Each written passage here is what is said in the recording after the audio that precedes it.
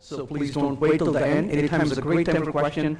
Do ask questions, make comments, do interact. Don't let me talk alone for too long. So let's get started. What is functional programming? Now, we've been programming for quite a long time as an industry, and we've come through quite a number of interesting different paradigms. Functional programming really is a way of writing code in a way that is very expressive. And there are some really interesting traits about functional programming. At the very outset, it is really composing an application with functions. In object-oriented programming, we compose applications using objects, which is perfectly good. We have used it for quite a while. But that's not just the only way to design or model a system. How about modeling the system with just functions? Where the functions become the building block, and we can structure applications with functions. Now, why is there sudden interest in functional programming? It's not because we can compose applications with functions that we are really excited about this. The real reason for excitement, there are several of them, but one of them, of course, is that in functional programming, we end up writing a code that's a lot more concise and more expressive.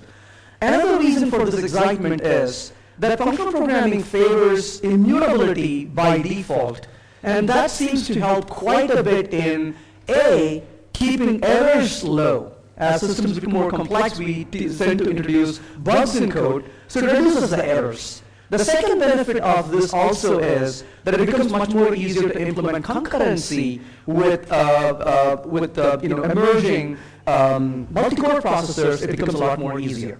Let's talk about what does it mean to be functional style of programming. Remember what good old Dijkstra told us. Dijkstra said that gotos are evil and we should not use them. And every time somebody even thinks of a goto, Dijkstra moves in his grave. Right? And in the same note, of course, if you ask, how do you write a program with no gotos? In fact, goto is a forbidden keyword in Java. But if you look at the bytecode, you will see goto all the time with jumps happening. In a similar way, assignments are evil in functional style of programming. They promote assignmentless programming. That doesn't mean there's no assignments. It simply means that we don't do assignments, and then that happens in a very controlled manner under the hood. So we deal with immutable state. Now, what does it mean by immutable state?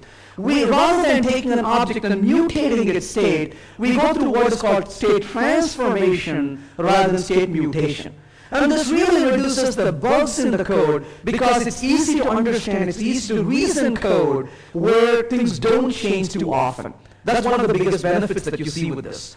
I heard Michael Feather say once that in object-oriented programming, we try to encapsulate the moving state, the moving parts. In functional programming, we eliminate the moving parts. That's really a very powerful way of thinking about it. The other thing about functional programming is functions are first-class citizens. You can do to functions what you are used to doing to objects in OOP. You can create objects within functions. Now you can create functions within functions. We're used to return objects from functions. We can return functions from functions.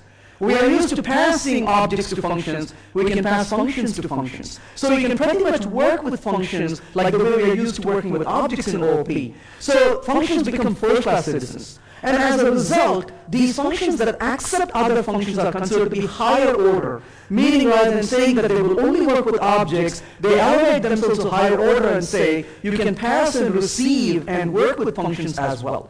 Let's see how we can use these things together, by the way. If you're interested in downloading the code examples I'm going to show you here, you can download them from my website, agiledeveloper.com. Anytime you are interested, you don't have to do it right now, but anytime you can get to it.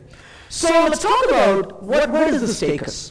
It really separates the two different ways of coding. By the way, Groovy is not a functional programming language per se, but it promotes a lot of functional style of programming. And the reason I emphasize that is, in Groovy, it doesn't guarantee or it doesn't force us to follow immutability. It doesn't tell us don't do assignments. So it's our responsibility to create code in a way we don't make assignments. We don't make immutable state as much as we can.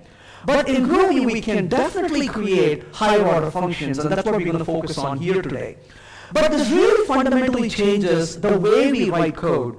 In Java and C++ and C Sharp, that is the old way of doing things, we're really used to creating imperative style of coding. What is imperative style of coding? Imperative style of coding has two smells in it, by the way. One smell is you have to tell him exactly how to do things in addition to telling what to do. So you have to spell out every step of the way every time. That is imperative style of coding. The other smell with imperative style of coding is you can continuously mutate variables over and over. In a functional style of programming, how does it feel like? It is more declarative in nature. You say what you want to do, and you let the underlying library of functions to take care of the details for you. So you lose a little bit of control. You don't spell out how to do things, but for losing that little bit of control, you gain quite a bit.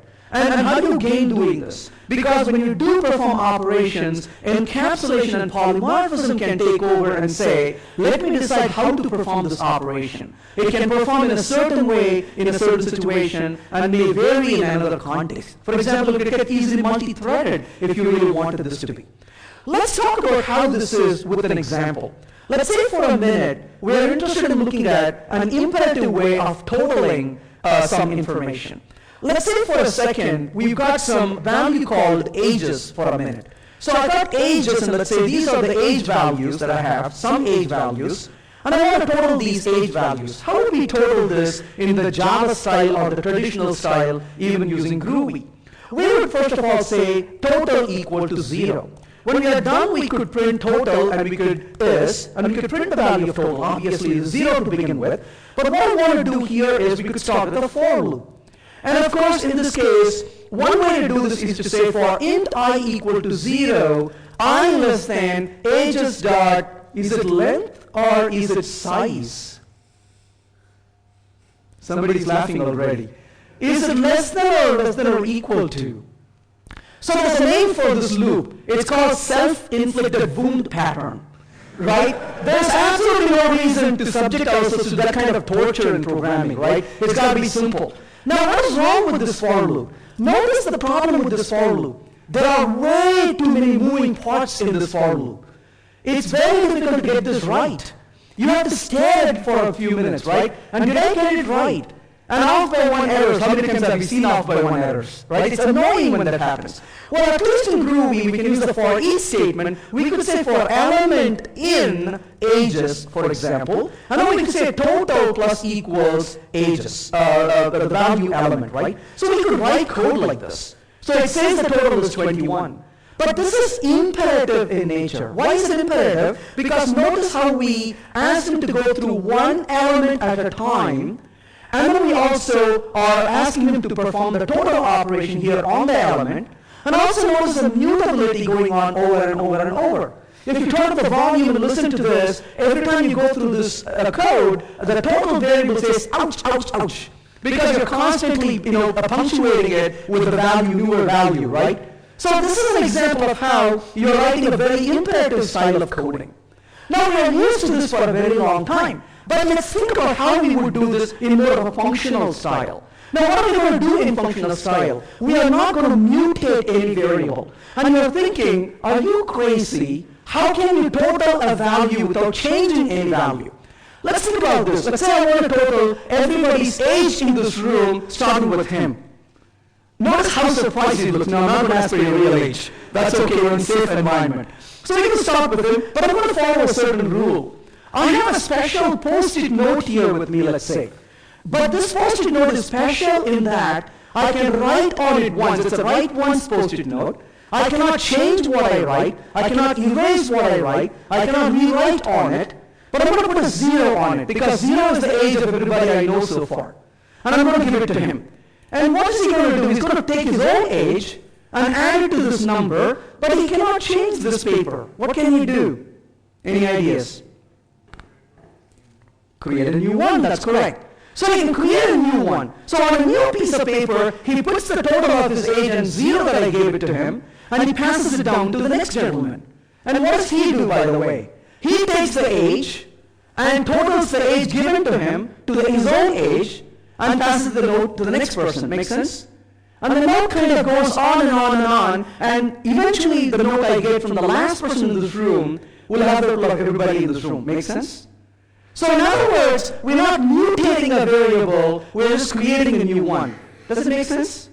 Well, let's put that in code, put that together in code. So we will simply say over here, define total equals, and we want to simply say here, ages dot, and we're going to call a method called inject. And by the way, what's the value I gave you to begin with? A 0, that's correct, that's what we're starting with. And then to this we are sending another object, but this is a special object, and this takes a carry over and an age as a parameter. And what does it return? A carryover plus age value.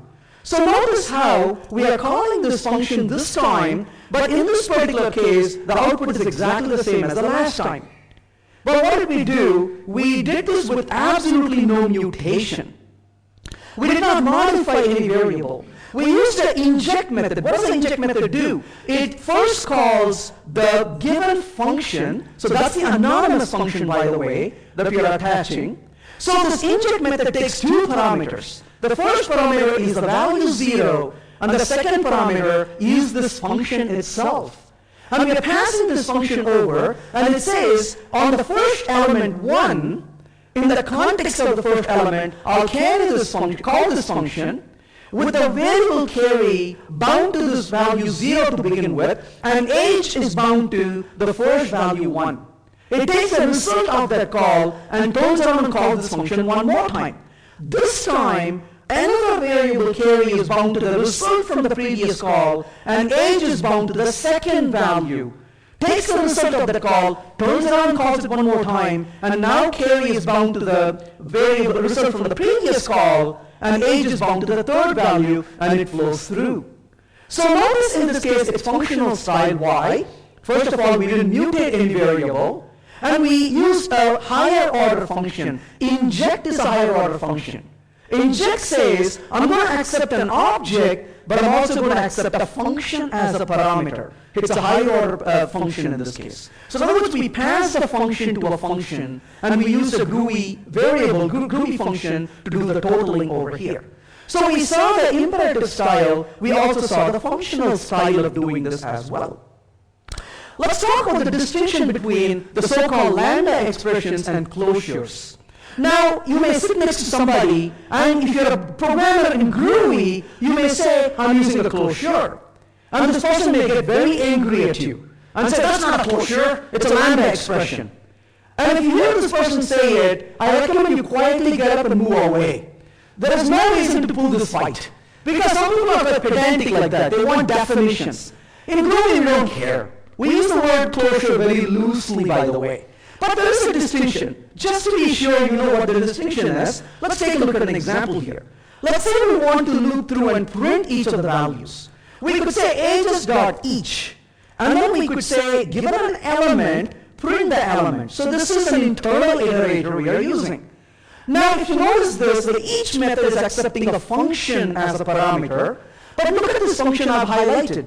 If I ask you what is this variable e, well, it's very clear what this variable e is. It's the parameter given to this function. So you can notice that in this anonymous function we gave, the arrow separates the parameters of the function from the body of the function to the right. So on the right of the function is the body, and the left of the function is the parameter list. So if I ask you what e is, why e is just the parameter given to it, it's very clear. So technically speaking, this is a lambda expression. On the other hand, if I were to say ages.each, and this time, by the way, I'm going to print out, in this case, not just the age value itself, but I'm going to say print line e times 2. I want to print twice the age for whatever reason. Well, in this case, of course, it's still a lambda expression. What is e? Of course, e is the parameter given to us, and what is 2? Well, that's a literal.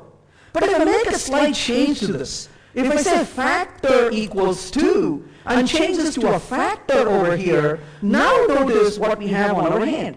If I ask you what is e here, well, e is the parameter. What in the world is factor? We don't know what a factor is looking at this code alone. In other words, this lambda expression has to reach its hand out into the defining context of where the lambda expression itself is defined. This, by the way, is called lexical scoping. So it reaches into the lexical scope and says, excuse me, do you have this variable called factor? Because obviously I don't have it in my definition. In other words, this lambda expression has to close over the context to know what this variable is. Now try saying the word close over several times really fast. It sounds closure. So that's what a closure really is. A closure has a lambda expression which is binding to an external context, lexical scoping in this case, to bind to a variable context. So we kind of looked at it, but in Groovy we don't care. We normally use the word closure in a very liberal way. How do we use closures, by the way? How do we work with it? Now, in the example I showed you so far, we used higher order functions. But if you're curious how do we use our own higher order functions, we can model with this very easily. Let's take a look at an example. Let's say I want to total only selected values in a collection. So here is a list of, let's say, numbers given to us. And the numbers here are these numbers. So let's say for a minute, it's a Friday evening, so obviously your mind is to go home, right? And Friday afternoon, you're sitting and coding, and your colleague comes to you and says, hey, I need a function to total all the numbers. So total values, let's say, and you say numbers. How do you total the numbers? We can write a function for it, total values, and then you say numbers. And how do you total these? Well, we can easily write 1 for that. We could simply say define total equal to 0. I want to return the total when I am done. And I could say for element in maybe numbers, and then we could say total plus equals the number itself. So this is a local variable. We use mutability. Let's say we do this for a minute. So you got that done, isn't it? But your colleague comes to you 15 minutes later and says, I need a favor from you. I want you to total only even values in this collection. And you say, wait a minute, do you want total even values? And you say, yep, that's exactly what I want total even values. So how do you make this function? You kind of look at what you have already and you realize this does almost everything you need. And you look at your watch, it's getting late for the Friday afternoon, right? So you reason yourselves, there's got to be a reason why they created copy and paste. I mean, come on, if nobody should use it, why would they create it, right? In fact, this is such a useful feature, they even have a shortcut key for it. Control-C and Control-V, how cool is that? So you change it to total even values, and then you say if the price, the value is even in this case, divided by 2 is equal to 0, then total, and you say, is that what you wanted? Yep, that's exactly what I wanted. How cool that is. But as fate may have it, your colleague comes back to you one more time and says, but I also want a function to total odd numbers also. And you look at this and say, okay, this is getting out of hand a little bit, isn't it? Because you know that copying and pasting code one more time is an act of criminal negligence. But it's Friday evening, nobody is looking. So let's quickly change it, right? So we'll say total odd values very quickly, and you say not equal to 0, and you change that, and it works. So you're now quietly checking the code, and you leave the building, right? But I know what happens. On the way home, your guilt kicks in. Because you know you didn't sign up for this. So you pull up near the coffee shop, and frantically try to refactor it, but unfortunately, as fate may have it, your friends are in the coffee bar, they say, what are you doing? And before you could shut your laptop, they look at your code, and they are shocked. Because they discovered your dark side.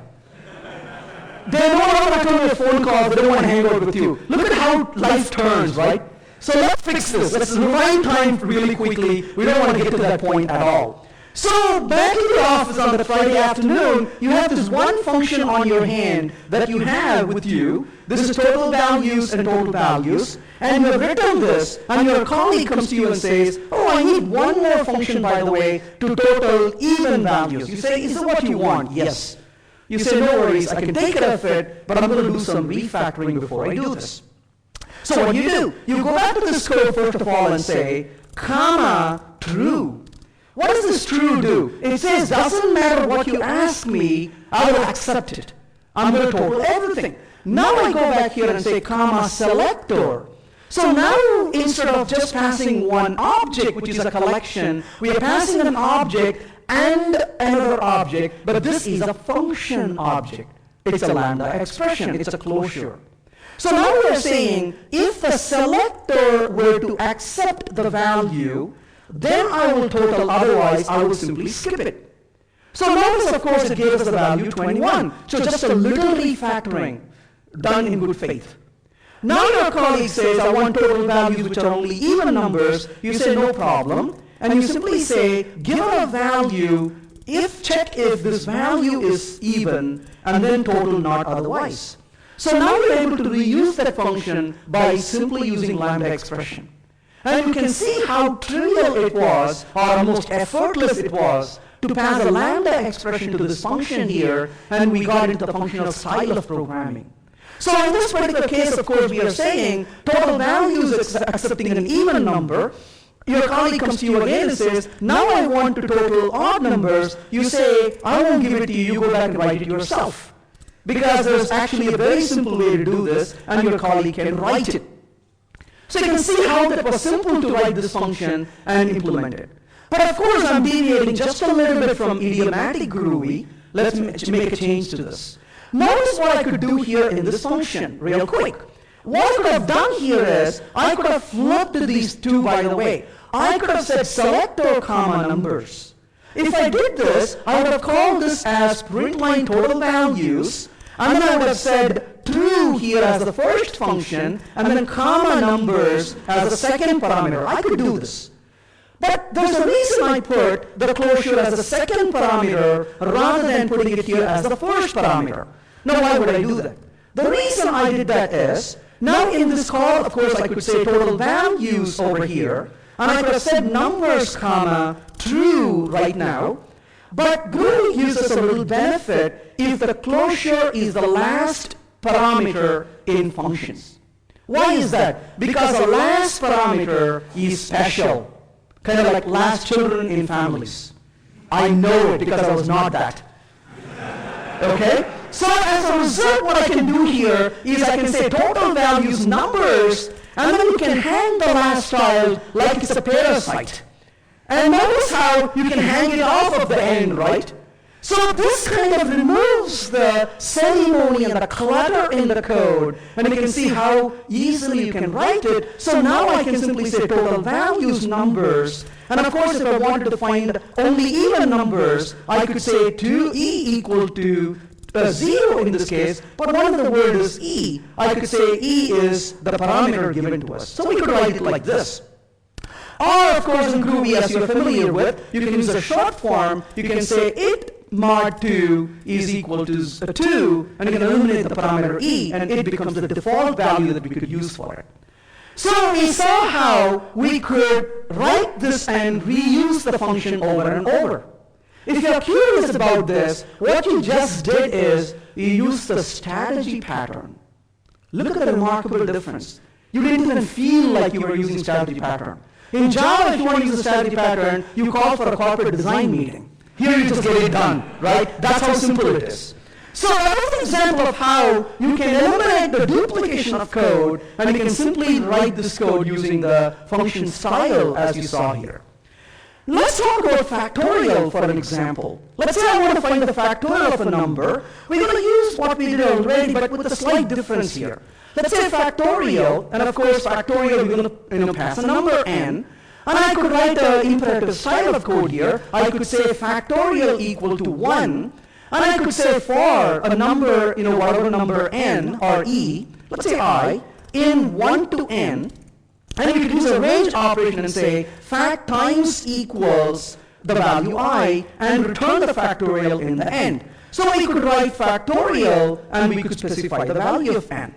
So in this case, of course, let's say give a value of 5, for example, to play with, and you can see that it gave us the factorial value. But unfortunately, in this case, you notice we used imperative style one more time. If you want to take this to a functional style, it's relatively easy to do because we already saw how to do this. So rather than going through that ceremony, we can simply say value 1 to n. and then we could call inject value, start with the value of 1, and then we could say the factorial comma, the element, and then we can return factorial times the element. So we can do this all in one shot using a functional style of code, as you can see here. Notice how we use the same inject method we used a few minutes ago, but rather than troubling him with his age, here we perform the factorial. So it doesn't matter what we use, this serves as an internal iterator with an engine behind the scene to perform this cascading operation, where this operation or function we provide simply translates to a certain operation we want to perform on this. So we can exercise this functional style and get very close to removing not only immutability, but work with higher order functions along the way, as you can see. Let's take this one more step further. Let's assume for a minute we are asked to double the values in a collection. Let's say we have these numbers given to us, and we want to double these numbers, 1, 2, 3, 4, 5, and 6. Let's imagine for a minute that we are programming in Java for a second, right? Everybody here is programming Java at some point, right? Mostly. Okay, fine. So how do we do this in Java? Well, in Java, you would first say list integer doubled equals new array list of integer, right? That's your first step. Then what do? For, you would say int element in, and of course you have to use a colon, right? And then you say numbers. And then what would you say? Doubled dot add e times 2.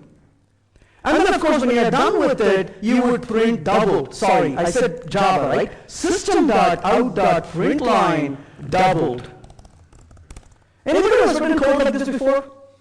Quite, oh, it's brave people. How do you feel about this? Dirty, isn't it? You go home, the kids come running, you say, don't touch me. I gotta go shower first, right? You don't feel productive after a day of doing this, right? There's a name for this. It's called primitive obsession.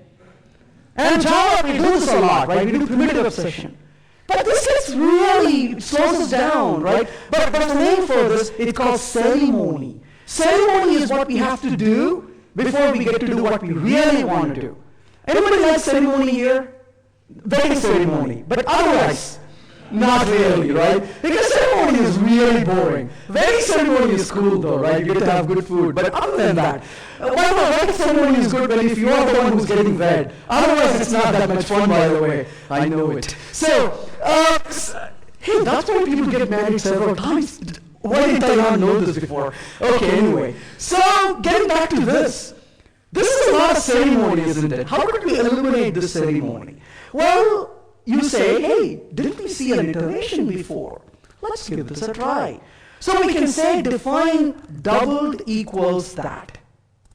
And then we could say numbers dot each doubled, and then you inject into it the current element times 2. And then you say doubled. So let's run it and see what it does. Hey, that's great, it worked. If you see code like this, stop that programmer first. This is, even though functional in nature, it does one thing really wrong. And that is, it continuously mutates the variable. This is very poor coding practice, by the way. It's important to avoid it. Fortunately, we don't have to do this. So rather than going through this kind of ceremony, we could still say, for example, print numbers.collect. Now what does collect do? Each is an internal iterator. It just does things one element at a time. Collect, on the other hand, says, whatever function you provide for me, I will exercise it, but whatever that function returns, I will collect it in my pocket, and then I will return to you the collection at the end of the time. So in this case, I say 8 times 2, and notice how concise it is, and we eliminated mutability. So it's important for us to eliminate this. But this can get you into trouble, by the way, because this morning I saw somebody wearing the great conference shirt. I said, you're using each and of collect. It did not make friendship. So don't say this aloud, right? Only in the office. So the point really is that it really is something you want to eliminate the mutability. This is a better way to write it. In fact, this mutability is something pretty evil, by the way. In functional side of programming, it comes nicely packed with immutability. In Java and Groovy, we are trading with mutability often. This can be dangerous. I'll give you a quick example where this can get dangerous, by the way. So I have a quiz for you. So here's my quiz. I'm going to say closures equals empty. So I'm defining a collection of closures. Now I say for I in 1 to 3, and here I say closures, and I'm going to put into this closure this other closure into this collection. And what I'm going to print here, I'm going to say print line I. When I'm done with it, I'm going to say closure in closures, and I'm going to go ahead and ask it to run the closure given to us. I want you to think about this for a minute. What output would make you happy? 1, 2, 3 would make you happy. You already know the answer. It wouldn't make you happy in this case. Why does it take 3, 3, 3? And the reason is you're binding this to the variable I. And when you bind this to the variable I, this guy said, well, I have changed this value I conveniently, and the final result of the value is 3.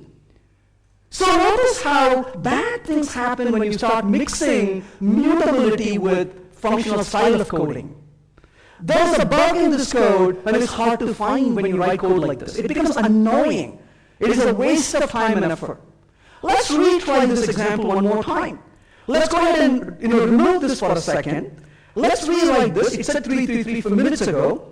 But let's say closures equals empty one more time. In this example, of course, I'm going to use mutability for this guy, but the point is elsewhere. So let's say 1 to 3 dot each. And I'm going to say I, and I'm going to, in this case, say closures and pack into it print line I. So I wrote somewhat of an equivalent code like the one we saw a few minutes ago. But this time, I'm going to simply reiterate this for loop over here and print it. But notice how it said 1, 2, 3 this time. Now, how is that? Because a lot of times people ask me, isn't that the same, by the way? You are modifying I over and over and over. And the answer is no, you're not. And the reason is, this variable I is a reincarnation of a variable.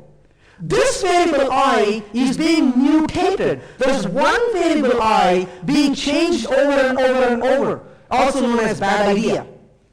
Whereas here, every time you get a new variable, it is like the president of the country. Every 4 years, there's another person in its place, hopefully, right? So the point really is that you have a little iteration, but this is a new variable. So this I is being bound to the current I, and the next time through the loop, it's a different I altogether. And so there's a lot of safety built into these things, much better way of programming. Let's talk about one more thing. Declarative style of programming to find the maximum of numbers given to us. How do I find the maximum of numbers given to us? So we'll call it max. And this is going to take numbers as parameters. Let's try this out. So in this case, of course, I could call max, and I could send a list of numbers. We'll call it as values. So what is this values? Let's say values equals, maybe I'll give a bunch of values, and I want to find the maximum of these numbers, let's say. Now, how would I go about finding the maximum value? There are a couple of different ways we could do this. For instance, what we could do here is we could say define large equals, and then we could say numbers dot 0, so get the 0, and I want to return the large. This is the mutable and imperative style of coding, right? So we could say for element in numbers, and then we could say if large is less than the given element, then we could say large is equal to the element. And then, of course, when we get the result, we could print it. In this case, of course, it would be a value of 7. But this is the traditional way of writing it. It is verbose. It makes us stand and think about this, right? Let's see how we can write this a little differently. One way to write this a little differently would be, again, to use the inject method, if you will. So we could say, for example, we could say numbers.inject. Well, what's the first value you want to start with? We'll call it init. What is this init value? We'll say numbers.get0. And then, of course, I'm going to give him a value max. We'll call it as large, comma element. And then we will return from here what? Well, we will return if large is greater than element, return large, otherwise return the element. So we could write it in a more functional style, once again using the inject method in this particular case. Or of course, sometimes we get so excited about this, we forget to realize there could be a lot simpler way to do this, of course. Right? So that is very decorative, isn't it? So that becomes a lot easier to work with, as you can see. So that is a way to do it. But let's think about this a little differently. Let's go back to the totaling problem for a minute. So let's say total, and how do I total the values in this collection? Well, let's say we want to double the values in this collection. Let's take that for a minute. So double it. So I want to double the values. How would I double the values? We'll call it as double it. And we already know how to do this. We could say, for example, numbers.collect. And then we would say, for example, well, what do we say here? It times 2. In this case, I'm just doubling these values. But what if you are told, let's write this little imperative for a minute. So this would be doubled, is going to be a collection of values. Let's see why this is such a bad idea even more. And I want to return doubled. And how would you write the for loop? You would say element in, and then you would say, in this case, all the numbers. So, did you see me write Scala there? Never mind. So, element in, of course, numbers. And what am I going to write over here? I'm going to simply say that doubled is going to be element times 2. So let's try this for a minute. But our problem changes. We want to double only, let's say, even numbers. How do you write the code for it? You would then say, if E is even, then double it, otherwise ignore it. So you would write like this. Now that looks like easy way to do it, isn't it? But there's a fundamental problem in this code. The problem in this code is, when you look at this code, you have to stare at it. Read every line of code to understand, and you have to examine what's happening inside the loop. In other words, when we read good books, what do we say? We say, oh yes, we need to follow single responsibility principle. And then we close the books and we come and write code like this. And what does this do? It has multiple responsibilities, right? This for loop says there's like no tomorrow, I'm the only for loop, and I'm going to check for the even number and double it. Is there a way to do this differently? Well, let's get back to this and say numbers.collect, and it times 2. Well, of course it doubles all the numbers, but I want to only double even numbers. How do we do that? Well, let's first of all say find all. And what am I interested in finding? Only even numbers first of all. And then once you find the even number, go ahead and perform the collect operation on it. So we can nicely compose these functions, and that is another characteristic of functional programming. These functions nicely compose and flow through in a very nice transformational form. And of course, this gives enormous capabilities. For example, if you were to change this quietly to find all parallel and collect parallel, you could be doing this in Jeepers concurrently as well, and make use of multi-core processors where it doesn't have an impact. And of course, if you want to use that, by the way, we need to maintain what I would like to call as a degree of hygiene. If we start mutating variables, he's going to say you're on your own, right? He has no mercy, by the way, for us if we start mutating stuff. And Jeepers will only help us if we follow a certain hygiene in code, meaning we have to honor immutability in code. But it pays really well if we do that. Let's look at one final example to see how we can put this together in design of APIs. Let's say for a minute, we have a class in Java. Let's pretend this is Java, by the way. So a public class mailer. And mailer has a function, public, void, let's say to string address. And this, of course, outputs over here system.out.println. And what does it print? It says to. So we know that to has been called. So similarly, I have a bunch of functions. I have a from over here, right? So from, and I'm going to say this is the subject, to from, let's say subject. And let's say this is the body of the function, and then this is the send. So of course, in this case, the body is going to take some message, the subject is going to take some subject, And let's go ahead and say here, this is going to be from, this is going to be subject, this is going to be, of course, body, and finally this is going to be sending. So this is a Java code.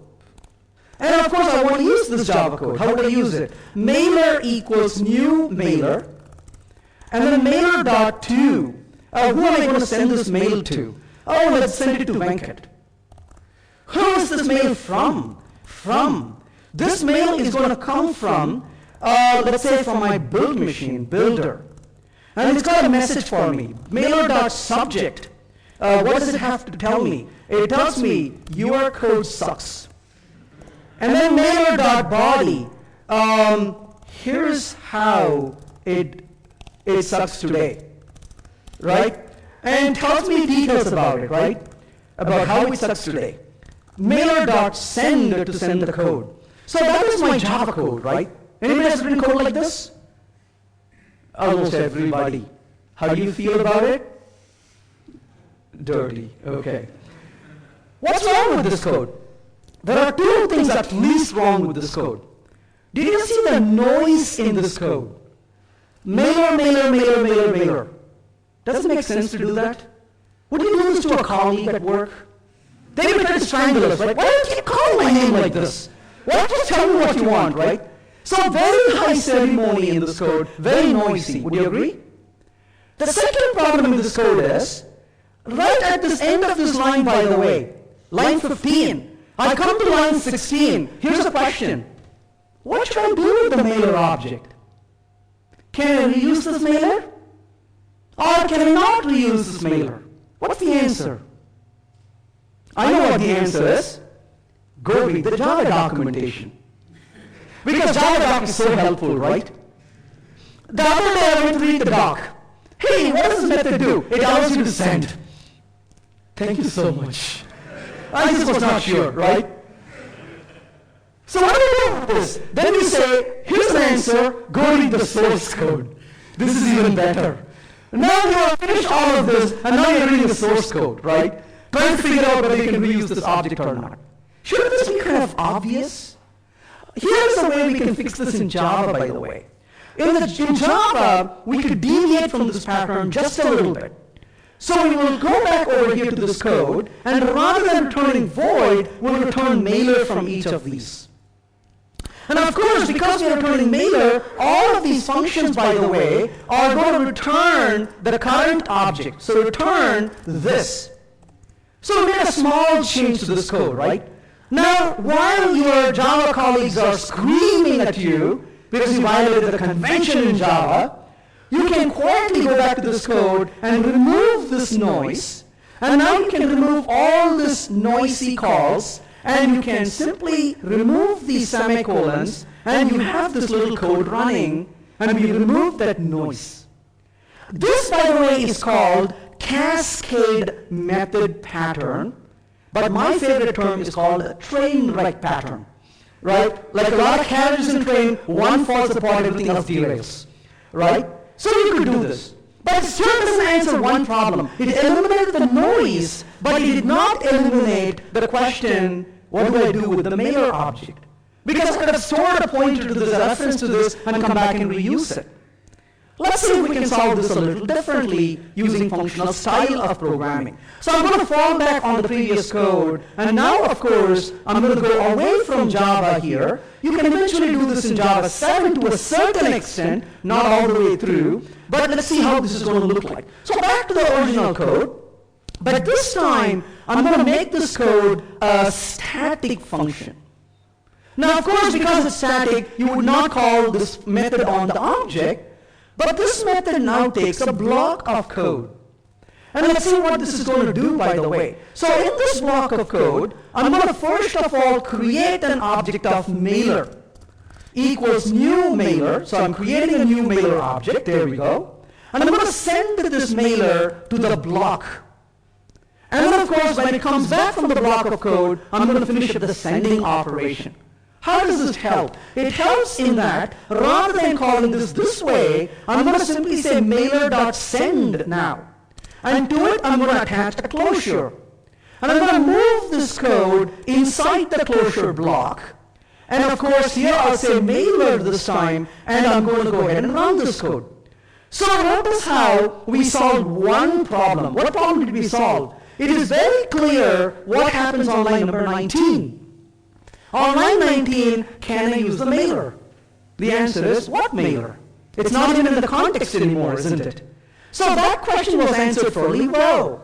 Okay, that is great. We can even eliminate a bit more ceremony, but we'll come back to that. Actually, let's do that right away. We can eliminate the semicolons. We don't care about it, right? And then, of course, we could also eliminate these parentheses, and we can simply say to like this, and from like this, right? So we could eliminate some of these noise in the code, slowly but surely. And then, of course, once we do that, let's go ahead and eliminate these parentheses on these lines as well. So run the code. Oh, sorry, it's not happy with it. Where does it complain at this point? It doesn't like this property. Let's kind of wait a little bit longer then. Let's just eliminate the semicolons for now and be done with it for a minute. Okay, that's great. So let's make sure the code is working at this time. There we go. All right. Now we eliminated one problem, which is, can I use the mailer object? No. But it's still noisy, isn't it? Wouldn't it be nice if I can just remove this mailer from here and remove this? Yeah, but it doesn't work. What can we do? Well, Groovy closures have a very interesting property. This is kind of special to Groovy. Groovy closures have a special property called delegate. And here's how a delegate works. If this is my delegate, and if you call a function on me, rather than complain I don't know what you're talking about, I'll quietly go to my delegate and say, do you know what this is about? And if the delegate knows what it is going to support it. You probably know this feature from somewhere else. We call it the prototypal inheritance in JavaScript. That's kind of what delegates do, by the way, in Groovy.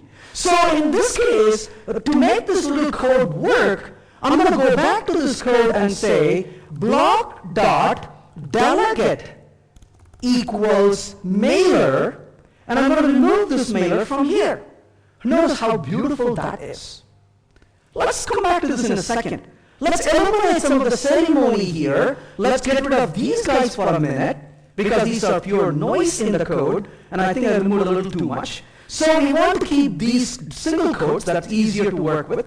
It's a little less noisy in my opinion. So let's go back to this and remove this part and put a single quote, run the code, only focus on this code for a minute.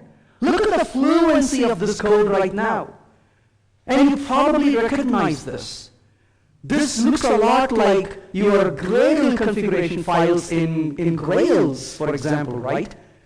Groovy configuration files in Grails. Gradle has syntax like this as well.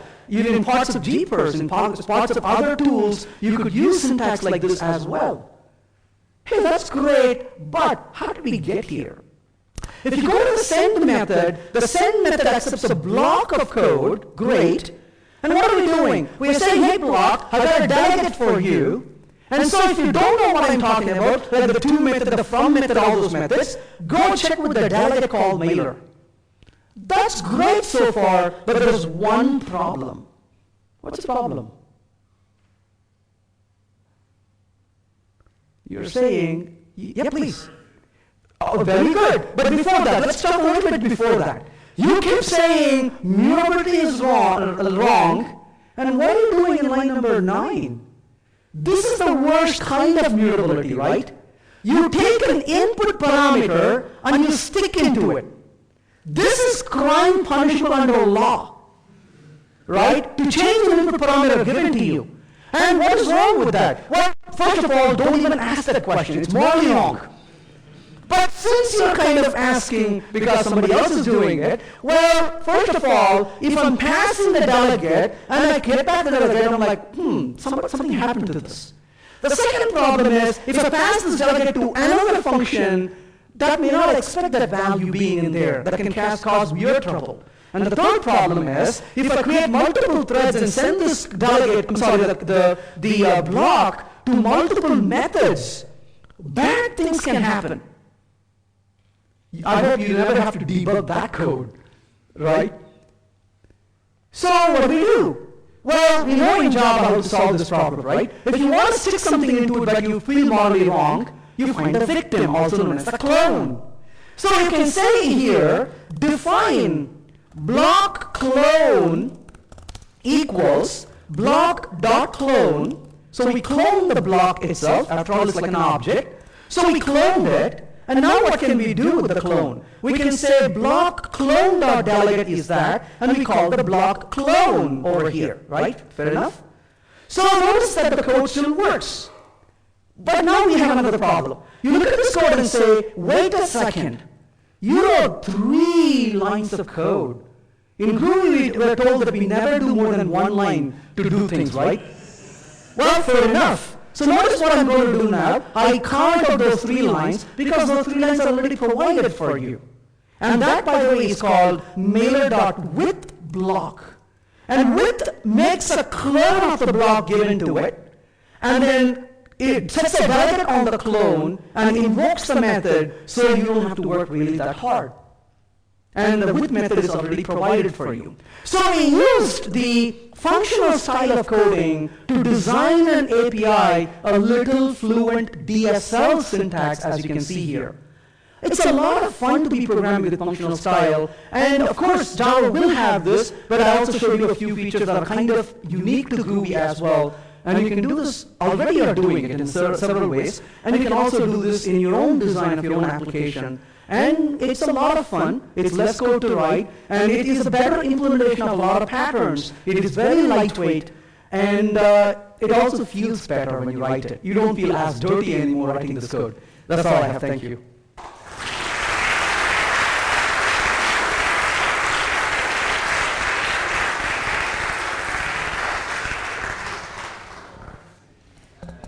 That was brilliant, Venkat. Thank you very much.